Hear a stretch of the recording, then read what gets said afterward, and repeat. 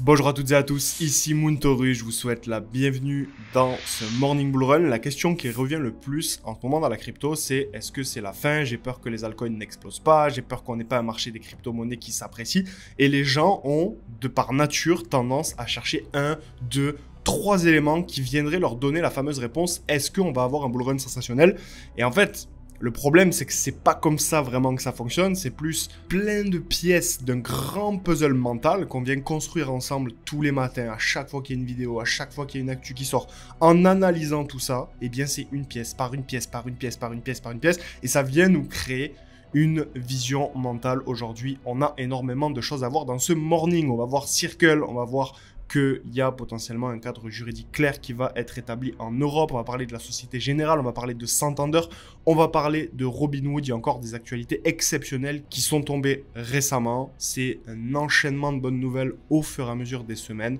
On va voir ça. Avant de commencer, n'oubliez pas que le lundi est le plus beau jour de la semaine. Si vous faites le choix qu'il en est ainsi, c'est parti.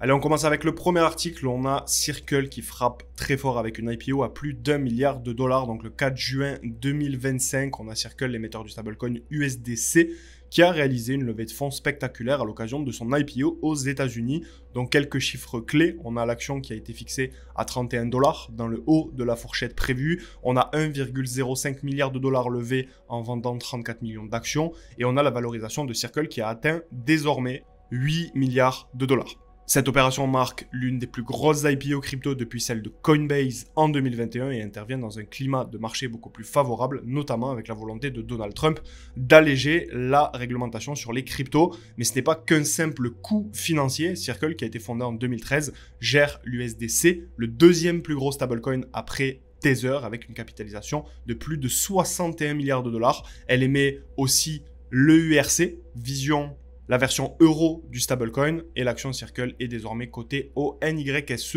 sous le symbole CRCL. Ce succès montre que les actifs stables attirent de plus en plus d'institutionnels, surtout ceux qui préfèrent des projets solides et régulés à forte utilité. C'est ce qu'on vous partage un petit peu depuis des mois, voire des années sur le canal Telegram. D'ailleurs, n'hésitez pas à rejoindre, le lien est en description, mais également sur la vidéo YouTube de cette chaîne. En résumé, on a Circle qui entre en bourse avec fracas, et le message est clair, les stablecoins sont en train de devenir tout simplement un pilier incontournable du paysage crypto mondial, et même potentiellement, on va le voir dans ce morning, du paysage financier mondial. On parlait de stablecoin, on parlait d'euros, et bien justement l'expansion du stablecoin EURCV en Europe et au-delà, ce qui est un signal extrêmement fort. On a une annonce majeure qui vient de tomber dans l'écosystème des stablecoins européens cette fois-ci. La BCB Market, qui est la filiale du groupe BCB, est un acteur clé des services de paiement dans l'économie des actifs numériques, et elle vient de signer un accord avec la Société Générale / Forge. Donc tout ce qui concerne la partie blockchain de la Société Générale. L'objectif c'est quoi? Il est très simple, c'est de distribuer le stablecoin EURCV adossé à l'euro évidemment à ses clients. Donc c'est un partenariat stratégique qui confirme l'accélération de la croissance des actifs numériques liés aux monnaies fiat. Pour rappel, le stablecoin lié à l'euro est un stablecoin qui a été lancé en 2023, adossé à un compte bancaire et conforme à la réglementation MiCA. Il s'agit de l'un des premiers stablecoins européens alignés avec les nouvelles normes réglementaires de l'Union européenne. Et selon Jérôme Prigent, le directeur de BCB Europe, cet accord permettra aux entreprises d'utiliser ce stablecoin pour des transactions plus rapides et moins coûteuses. Il ajoute même: le marché est aujourd'hui dominé par les stablecoins indexés sur le dollar, mais l'Europe a clairement besoin d'une alternative. Et c'est pour ça que tout doucement on va arriver à l'article suivant, qui est celui-ci. DeFi, l'Europe prépare un cadre juridique pour mieux réguler le secteur en 2026. Donc on a la régulation crypto en Europe qui a franchi une étape qui est assez importante avec l'entrée en vigueur de la réglementation MiCA fin 2024, ça vous le savez. Mais attention, la finance décentralisée, la DeFi, elle, reste largement dehors du cadre. Depuis décembre dernier, MiCA encadre les stablecoins, renforce la protection des investisseurs et lutte contre la fraude. En tout cas, c'est ce qui est mentionné, c'est le but de MiCA, mais ne définit pas clairement ce qu'est la DeFi. Et donc le résultat c'est quoi? Eh bien c'est qu'il y a un flou juridique qui est assez inquiétant. Il n'y a pas de cadre pour les protocoles décentralisés, il n'y a pas d'obligation claire de conformité, donc des licences, des KYC, etc. Et il y a une difficulté croissante à intégrer la DeFi dans les systèmes existants. Donc c'est pour cette raison que l'Union européenne prévoit un cadre spécifique à partir de 2026 pour la DeFi. Il ne s'agira pas d'un MiCA 2, comme beaucoup l'attendaient.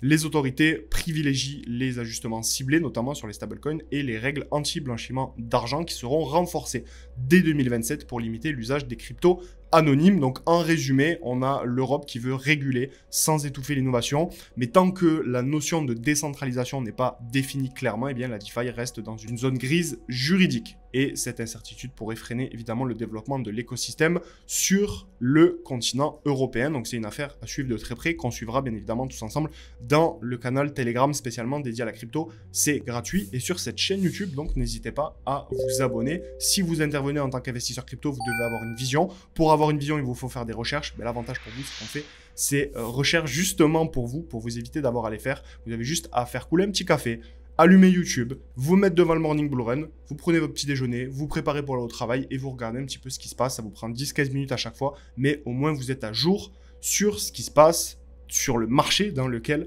vous avez investi. Allez, on passe à l'article suivant. Je vous dis régulièrement que quand on enchaîne les news et qu'on est là tous les matins, que tous les matins on regarde ce qui se passe, on consulte les avancées technologiques, les avancées au niveau de la régulation, qu'on regarde un petit peu et qu'on a une vision d'ensemble, c'est assez dingue de voir à quelle vitesse le marché se développe. Alors évidemment, on n'a pas d'altizone.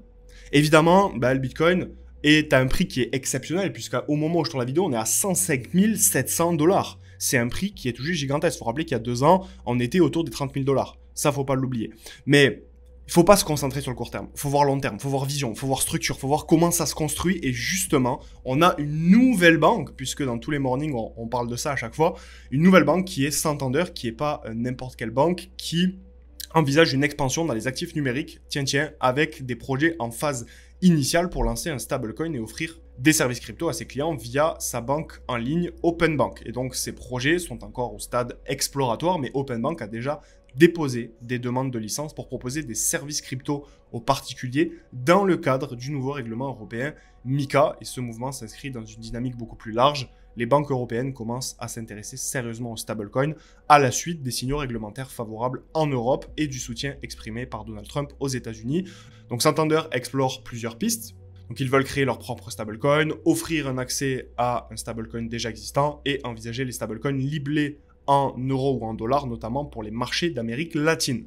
Le marché des stablecoins est déjà en forte croissance, donc on est déjà à 250 milliards de dollars avec un potentiel estimé à 2000 milliards de dollars d'ici 2028 si la régulation US est adoptée. Et comme je vous le répète à chaque fois, évidemment, c'est la régulation qui favorise l'arrivée massive de capitaux. Et donc tout ce qui est en train de se passer, c'est extrêmement bullish pour la suite. Et donc enfin, Santander reste actif dans l'écosystème blockchain depuis déjà plusieurs années, ça il faut le savoir, avec des investissements dans Ripple Labs, FNLT ou encore des projets de tokenisation d'obligations. Donc ils sont dans la course et ça fait qu'une banque de plus à intégrer à notre table chasse. On a une actu aussi exceptionnelle, donc on parle ici de fonds d'investissement, on parle de sociétés cotées en bourse, on parle de Robinhood, et oui, le PDG de Robinhood qui défend la tokenisation des actions. Donc lors de la conférence Bitcoin 2025, on a le PDG de Robinhood qui a affirmé que la tokenisation des actions est inévitable et nécessaire d'un point de vue gestion des risques. Faut vraiment capter ce truc-ci.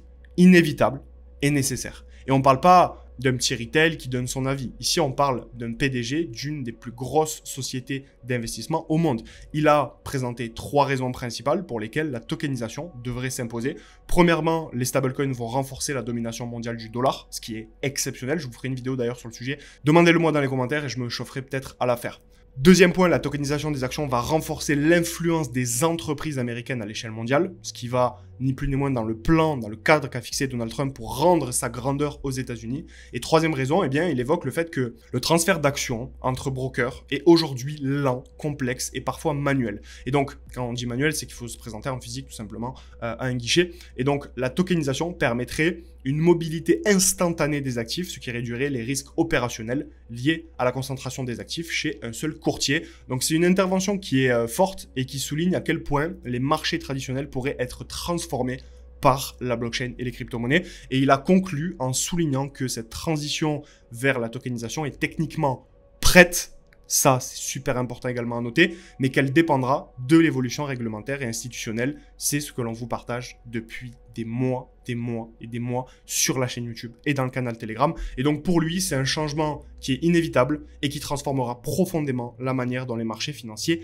fonctionnent. Juste, je vous ai mis une petite image, ça sert à rien de rester 30 ans dessus, mais on parle de Robinhood, on parle de 57 milliards d'euros. Ok, donc c'est une capitalisation énorme. Si on prend que cet élément, c'est sûr, c'est pas exceptionnel. Faut remettre les choses à plat, faut pas s'exciter non plus. Mais quand on prend l'addition de tous les événements, de toutes les banques, de toutes les institutions, de toutes les entreprises qui investissent dans le marché des crypto-monnaies, au bout d'un moment, c'est qu'ils ont des infos, il n'y a pas de fumée sans feu. Et donc le scénario d'un bear market, le scénario que c'est la fin, le scénario que ça va prendre encore 10 ans, ben, c'est un scénario qui se réduit. Plus le temps passe, plus c'est un scénario qui perd en valeur. Et donc plus c'est une bonne nouvelle pour la suite. Et on finit avec cette dernière actualité qui est pour moi tout juste exceptionnelle. On va pas passer 30 ans dessus, simplement l'évoquer. Les stablecoins représentent 1,1% de l'offre en dollars américains. De nombreuses startups de stablecoins contribueront à ce que ce ratio se rapproche de 100%. Je suis totalement d'accord avec ça. Alors l'idée, c'est pas de dire que ça va atteindre 20 000 milliards de dollars. L'idée, c'est de dire qu'on en est là. Et donc, il y a un potentiel, il y a une marge qui est tout juste colossale. Donc, si vous voulez plus de vision, si vous voulez être accompagné, si vous voulez en savoir plus, si vous avez besoin d'aide pour constituer votre stratégie, peu importe, rejoignez le canal Telegram, rejoignez l'écosystème, abonnez-vous à la chaîne YouTube, laissez un like, laissez un commentaire, je réponds à tous les commentaires dans les Morning Bull Run et les vidéos de la chaîne. Je vous dis à très vite, je vous souhaite une bonne semaine, c'était Moontaurus, ciao ciao.